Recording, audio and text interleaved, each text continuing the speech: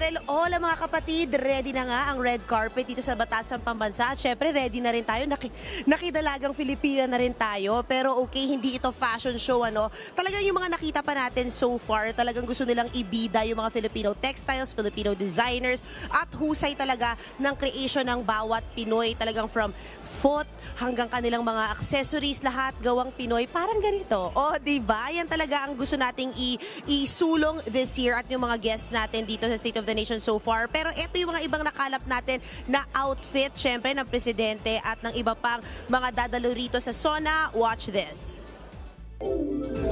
Isang araw bago ang SONA, ibinahagi sa Instagram account ni Pangulong Bongbong Marcos ang kanyang mga paghahanda.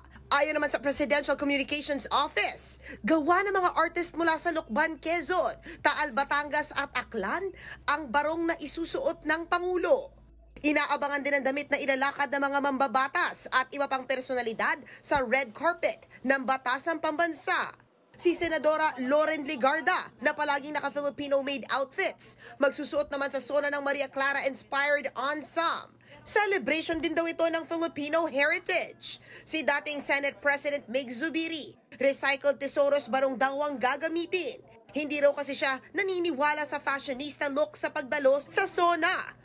Protest barong naman ang isusuot ni Kabataan Party List Representative Raul Manuel.